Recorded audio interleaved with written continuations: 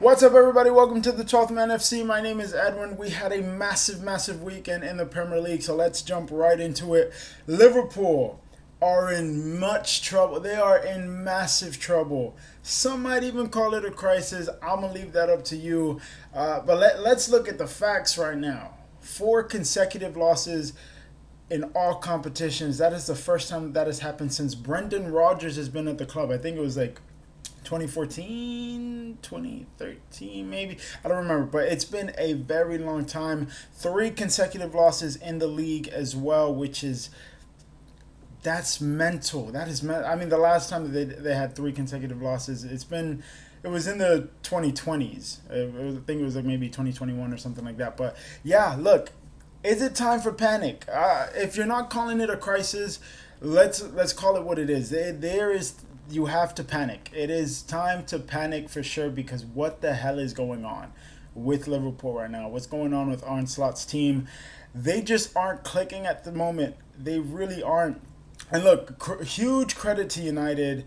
I was not expecting United to get anything from that match. At most a point, and that was it. United did not put on like a masterclass of any sorts as well. They didn't play bad. They played well. Ruben Amorim's team selection was bang on. I know a lot of people were very critical of it at first. They didn't really want Harry Maguire to start or anything like that.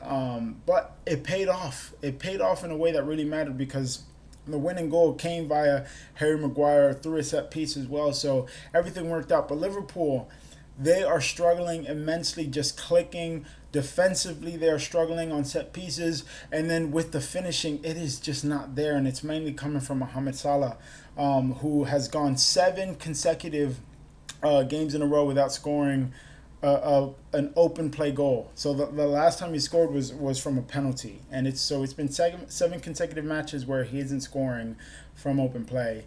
That is the first time that has happened for him in his Liverpool career. So, yeah, there are a lot of things to worry about, especially when you have Alexander Isak, who has to start given the price tag that he was assigned to and bought at, versus Ekitike, who, in my opinion, is in much better form at the moment.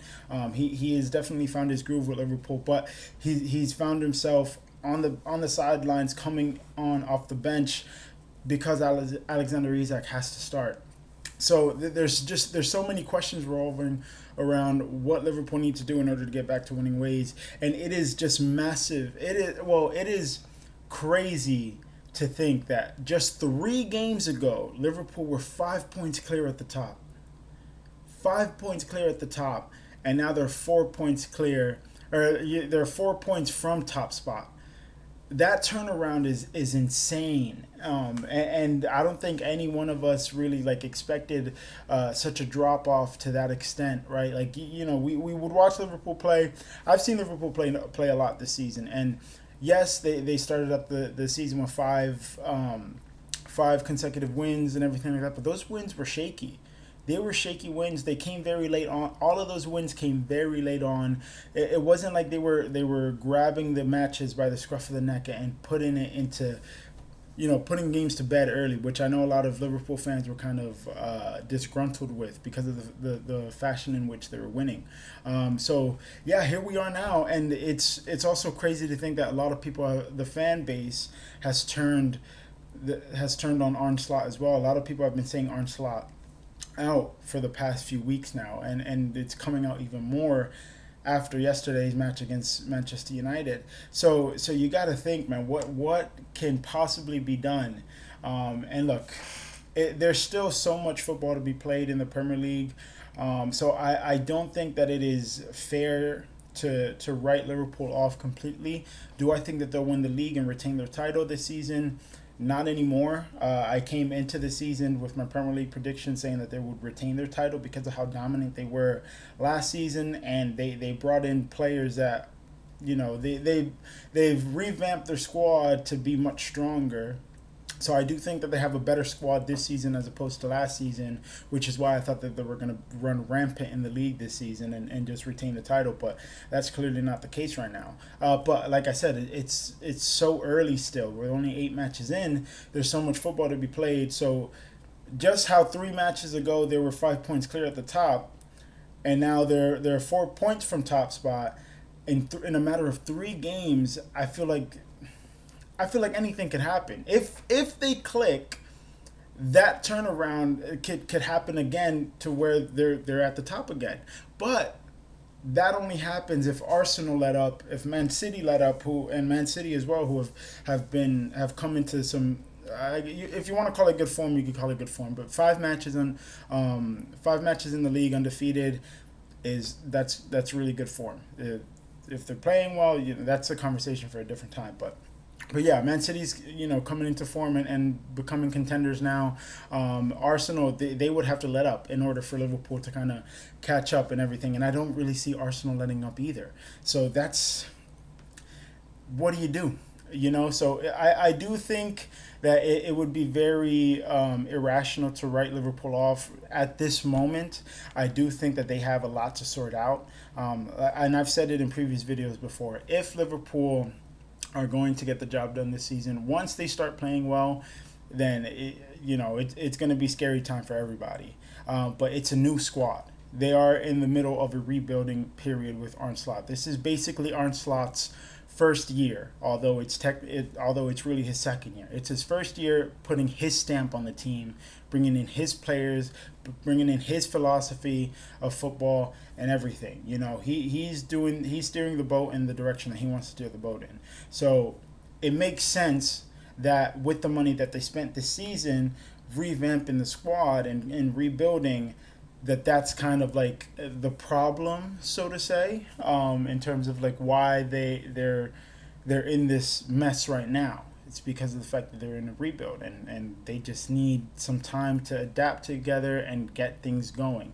Mohamed Salah being in the form that he's in, I don't know what the explanation for that is. I mean, obviously, Mohamed Salah is definitely a top 5 player in world football. That is hands down non-negotiable. Like, we all know what Mohamed Salah is capable of, right? So the current stint that he's in right now is very unfortunate because it's coming at a time where Liverpool need to get things to click. But also, even if Liverpool don't end up retaining the title this season, even if they don't contend for the title, I don't think that it's necessary cause for crisis either, right? Like, I don't think that football is all about winning, the same team winning all the time. That's not necessarily what football is about, in my opinion. I think that makes the sport a lot boring. I think that makes the league very boring. And yes, Man City won the league 4 years in a row, but they were actual title races those 4 years. They was still very competitive. It's not like they were running away with the league, winning the league early on in each of those 4 seasons that they won it in a row. So yeah, I think the same team winning and dominating completely to the point where they're winning the title early, or they're winning it with like 9 points clear, whatever. That calls for boring football. It's not that entertaining to, I guess, what's it called, neutral viewers, or fans of other teams and everything like that. So yeah, I think that Liverpool is going to be just fine, but the problem is, are they going to click when it's too late? By the time that they get everything sorted out and everything, will it have been too late for them to even be considered title contenders now?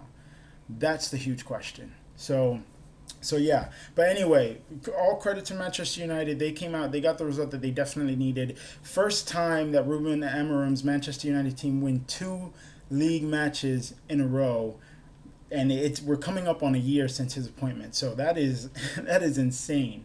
That is a very crazy stat. I forget the creator's name, but that one United fan who said he wasn't going to cut his hair until Manchester United won a certain matches in a row. I don't remember if it was 2 or if it was 5, matches in a row. It might have been 3. I don't know, but yeah.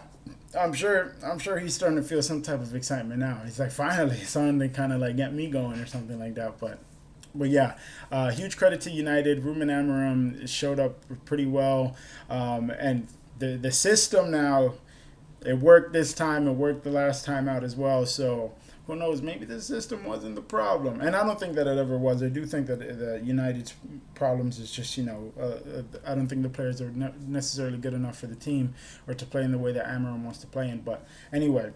Yeah, they got 3 points. They have climbed up the table, and I think, let me just check so I know.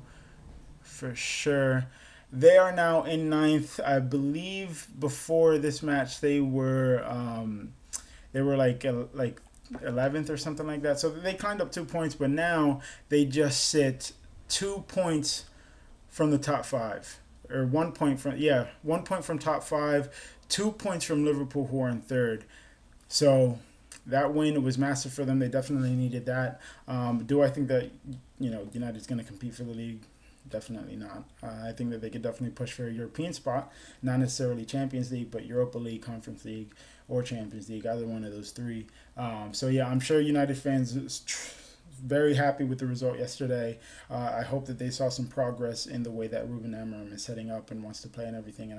But but yeah, City on the other hand, massive weekend for them. They got the win against Everton. Sorry, my brain's all over the place. They got the win against Everton. No Jack Grealish to help Everton out, but we got the job done. It was a very comfortable 2-0 win. It was a boring match. Erling Haaland with another 2 goals. He is on the run of his freaking life, and it is amazing to watch. He's got 23 goals, 3 assists, and 13 matches in all competitions? That is just mind-blowing. Right, and he's got more than 10 goals in 8 league matches this season already. I think he's on 11 or something, 11 or 12. But there have only been 3 instances in all of Premier League history where in the opening 8 matches of the season, a player has 10 plus goals. And each of those 3 occasions have come via Erling Haaland. The first one, the treble-winning season, 22-23, then last season, and now this season. Like, he is on pace to have the highest scoring tally in all of his career. And yeah, it's going to be, he's a nightmare for defenders. So I'm glad that we got the 3 points on that one. We definitely needed it to build momentum. And I've said it before as well, Arsenal are the team to beat this season. They're the team that anyone that needs to keep up with in order to win the league, if they want to have a shot. So yeah, I think City need to stay damn near perfect if they want to keep up with Arsenal. Arsenal got the win against Fulham as well, 1-0. I figured that it was going to be a very tough match for them. It was going to be close. I've said it before in my last video that Fulham have given Arsenal some tough matches in recent years. If they were to drop points, I only saw them, taking a point from Craven Cottage if they were to drop points. But I did normally see the win, to be fair. And yeah, look, Arsenal, they have the stability. They're not in this rebuild. They added additions to the squad that they desperately needed in order for team depth to deal with the injuries. Martin Odegaard's out now. Saka's been out. Madueke's been out. So but the core of that team has been there. They've been playing together for a few seasons now, so that they have the foundation, they have the stability, they have the chemistry together, and they've been in and out of the title race for the past 4 years now, 4 or 5 years. So yeah, it makes sense that this season seems like their season to win it, considering the fact that City's in a rebuild, Liverpool's in a rebuild, United have fallen way off the mark, Tottenham fell way off the mark last season. Tottenham could compete this season as well. So yeah, look, Arsenal are going to be very, very tough to keep up with. I like I said, City need to be perfect. So the fact that we got the 3 points, we're 5 matches unbeaten in the league as well, is huge, and I couldn't ask for anything more. And then the Crystal Palace and Bournemouth match was a freaking thriller. 3-3. Palace were down 2-0. They come back to tie it up late in the game. Bournemouth with a very late winner, so to think. But then in stoppage time, Mateta with a penalty to equalize again. And then he missed the easiest chance of the match, putting over the bar to get the 4-3 win. But stayed 3-3. And Bournemouth and Crystal Palace, I said in my last video as well, they are surprising everybody with all of their performances this season. Semenyo is on fire. Mateta's on fire. What's his name? The fullback, Munoz. Yeah, Munoz. Munoz is a phenomenal player. I think that he is the type of player that every team would want on their side. That City need a right back as well. So Munoz, you want to come to City or something? I don't know. But yeah, anyway, look, I think that this season, apart from the big six clubs, I think that Bournemouth and Crystal Palace, and, as well as Sunderland, I think that those are the three most exciting teams to watch this season because of how charismatic they are, how entertaining they are, and the fact that they're performing above everyone's expectations. Crystal Palace, especially, this is like the best calendar year of their entire history. Um, so, so yeah, I we got big matches coming up. There's so much to play for. The season is looking juicy with all the competition that's going on. Champions League comes back this week as well. City got Villarreal tomorrow. Arsenal Atletico Madrid as well. That one's going to be a huge match. I'm going to be watching both. I'm going to be mainly tuned into City Villarreal though. Chelsea Ajax should be a good one. Real Madrid Juventus is also going to be another one that's going to be on Wednesday though. So yeah, we got some good matches to look forward to this midweek. So yeah, I will catch you guys on the next one. I'll probably post a post match analysis or reaction to City Villarreal and Atletico Arsenal tomorrow evening. So I'll catch you guys then. Take it easy. Let me know what you guys think in the comments below. Smash that like button, hit that subscribe notification and notification bell. I'll see you guys tomorrow. Peace out.